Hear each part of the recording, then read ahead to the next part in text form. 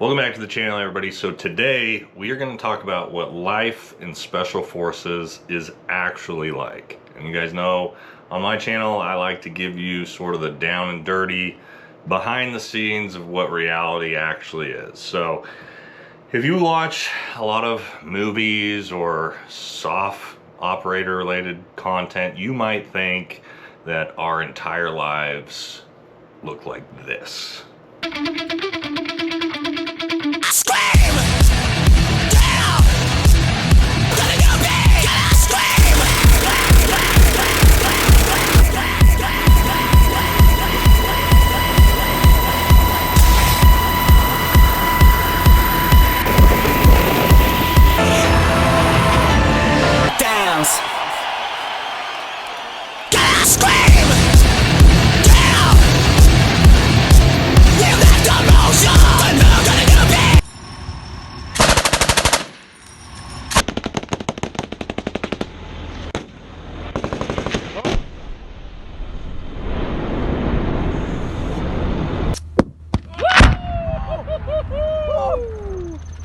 Yeah, that was worth it. Oh, shit. When in reality, guys, most of our time actually looks at something a little bit more like. All right, so yeah, we're gonna talk about again what life in SF is really like. Okay, so that's gonna be what do we spend most of our time doing? What's the day-to-day life like? What's our typical schedule? How often are we gone? What's it like for our families? All of that type of stuff that you guys don't really ever get to see or hear because it's not the fancy cool guy stuff, right? So yeah, reality is, let's talk about where we spend the vast majority of our time, which you may be surprised to hear.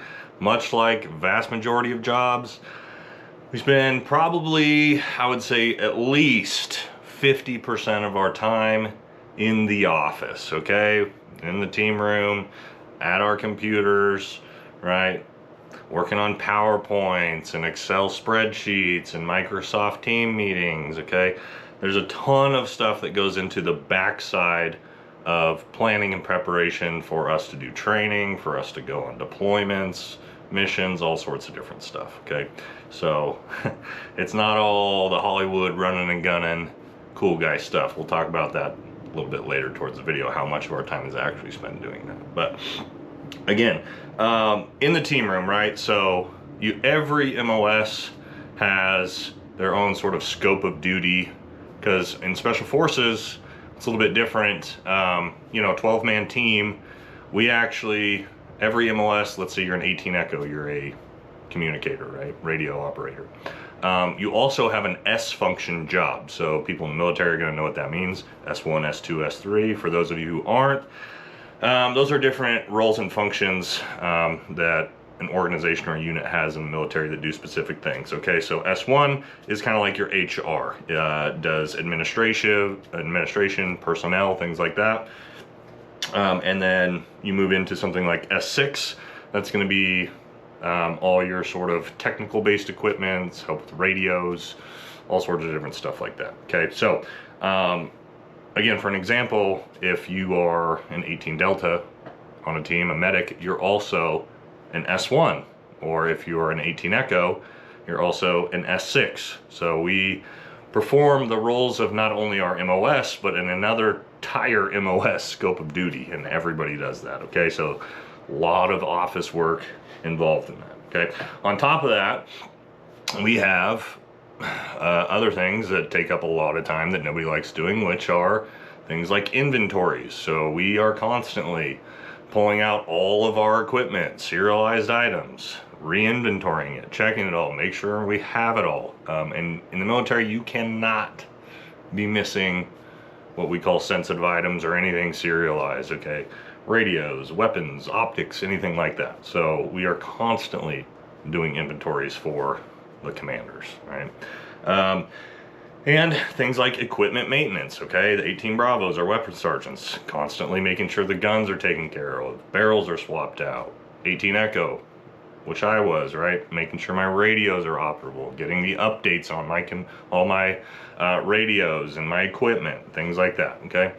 ordering batteries, getting supplies, all your typical standard stuff. A lot of people think in special forces we just show up and we're ready to run and gun. No, we do all of our own backside support ourselves, which can actually kind of be draining and a pain because it is a ton of work. It's basically almost every Green Beret is serving almost probably like 3 MOS worth of workload and functions compared to everybody else in the military, right? So what does a typical day look like, which we call like being in the rear or non-deployed, right? Being at the office, the times where we're waiting to go on the next training event or deployment or anything like that.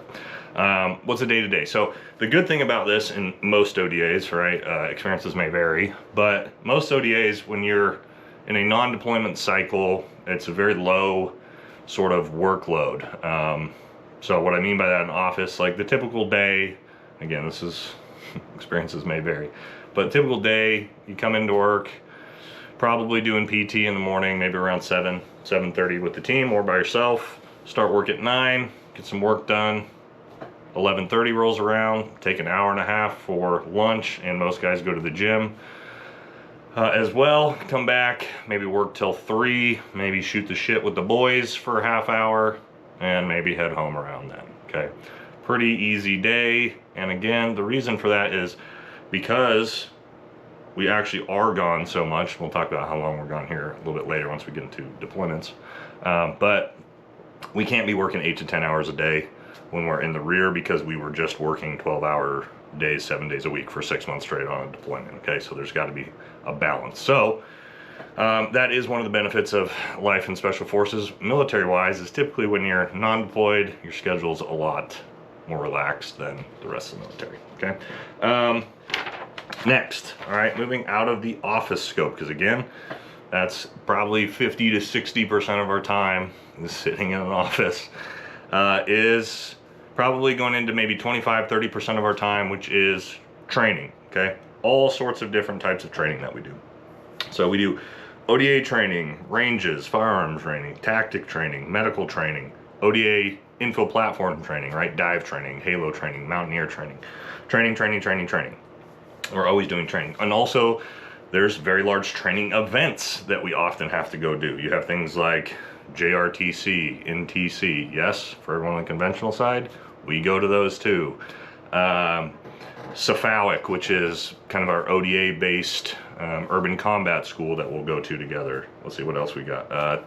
Events like Talisman Sabre, Cobra Gold, which are combined partner joint exercises with foreign countries that are big training events, okay? So constantly doing training events in all sorts of different fashion. With that, you also have, which I would fall under training, is individual training, okay? What is that? Schools, individual schools that we're constantly going to, trying to bring back capabilities to the ODA. What is that? Dive school, Halo school, Ranger school, Sniper school. We have CQB schools like, again, CFAWC and Sephardic. Let's see what else we got. JTAC. Tons of different schools that you can go to again bring back capabilities so that the ODA has all of the capabilities that it needs, right? So again, that's probably maybe 30% of our overall time is going to be spent training in some capacity, okay? And it's kind of dependent on what group you're in, what unit you're in, what team you're on, how much training you're doing, and on what, sort of dependent on the type of team you are, what you have coming up in the future, all sorts of different things. Next, all right, is the last maybe 20%, okay, which is the cool guy stuff, all right? Deployments, missions, things like that, all right? A lot of this was, when it was happening, was obviously combat deployments, okay? So a big portion of our time, let's say you had a rotation to Afghanistan coming up, for like 6 to 9 months before that is all planning, preparation, and training for that deployment, and then your 6-month combat deployment, okay? In SF, that's typically what we've moved to now, is a 6-month combat or deployment cycle. So, and even then, okay, when you're on combat deployments, right, how often are you actually running and gunning? If you're lucky, maybe once a week to once every 10 days, okay? Because there's planning process that goes into missions, backside support, you got to get con ops approved, all sorts of different things, okay? So when we talk about the actual cool guy stuff, okay, running, gunning, jumping out of planes, dive, all these sorts of things, how much of our time is actually spent doing those specific things? Maybe 3% of our entire time, 5% maybe if we're lucky, is the actual cool guy stuff that you guys see on the Hollywood movies and on everybody's soft related channels, okay? 95% of the time is not, unfortunately. Excuse me. Now, there's a bunch of different types of deployments that we do, okay? So we have, obviously, combat deployments. Those are the big ones. We also have what's called a JSET. That's Special Forces does a lot of, which is a Joint Combined Exchange Training. So that's usually maybe 2 months on average, 2-3 months. And we do that with partner nations, okay? We do it with Thailand or Korea, Japan, Philippines, Australia. List goes on and on, okay? And that's when our Special Operations ODA goes and works with, trains a foreign nation's Special Operations unit as well. And then we do joint training exercises. Typically pretty fun. Obviously not combat related or anything like that. And then you have the last thing, which is just a partner deployment, okay? So this is a 6-month deployment to a partner nation, okay? We do, in first group, we do a lot of these in Philippines, Thailand, places like Mongolia, etc. Okay, this is just a longer version, really, of what a JSET is. All right, so that is sort of the scope of kind of a breakdown of what life is actually like and what we spend our time actually doing. So as you can see, you know, 50-60% of the time is literally in an office, just like somebody working at, you know, Goldman Sachs or wherever, and then maybe 20-30% of that is just training. Very small percent of that is the actual operational cool guy stuff. Okay, so have that burst your bubble to find out. If you're planning on going to SF, yeah, just that's the reality of what you're going to spend your time doing. Okay, now family life. How does it affect your family? Okay, I get asked this question all the time by especially guys in the military, currently conventional military, that are considering and thinking about going in Special Operations or Special Forces. Okay, how rough is it on the family? Well, I'll tell you, the Q course, I think, is the roughest because you're constantly gone, you're constantly just getting shit on, you're in a bad mood all the time, things like that. It's really tough on the family. But life in group, okay, or once you're on the teams, yes, we are gone a lot. Like I mentioned, on average, maybe 6 months a year, 6 to 9 months a year, depending on how high the op tempo is, operational tempo.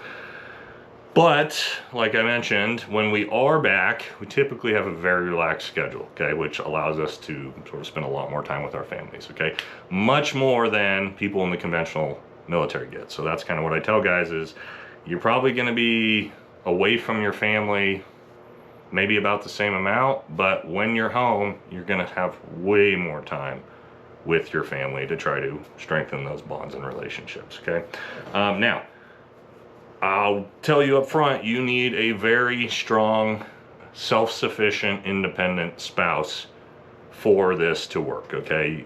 If your spouse is highly dependent on you, can't function around the house without you, you have to make all the decisions, but on behalf of the house, that relationship probably ain't gonna cut it, okay? Every military or Special Operations spouse I know is super strong-willed, super self-sufficient. They really don't need us at the end of the day, and they can take care of the home while we're gone, okay? So just be honest with yourself and your spouse, and if your spouse can handle that, great. If they can't handle something like that, this is not the career for you. All right, now your children. Yes, I think it's probably the hardest on kids, right? Because especially young kids, because they don't really understand why you're gone and for such long lengths, okay? If you got a 2 or 3 year old and you're gone for 6 months, you come back, most of the time they don't even know who you are, which is kind of a punch to the stomach for a lot of guys. As your kids get older, obviously they can understand a little bit more. But reality is you're gonna miss a lot of things, right? I missed like 6 of my daughter's birthdays in a row. I missed 5 of me and my wife's anniversaries in a row. I'm pretty sure I missed every Valentine's Day for almost 10 years straight. So understand that's part of the life as well. Okay, so there are positives and negatives. All right, life on a team is amazing, right? You're spending all your time with basically a bunch of your best friends doing hood rat shit with your homies. Okay, so the job is amazing, it's fantastic, but it does come with a lot of downsides that we don't often talk about, right? Because all you guys see is running, gunning, blowing indoors, CQB, jumping out of planes, cool guy stuff, right? And again, very small percentage of your time is actually doing that. So keep that in mind if you're deciding to go that route. So hope you guys found this interesting, get you guys a little behind the curtains of what we spend our time actually doing. And I will catch y'all in the next one. Thanks.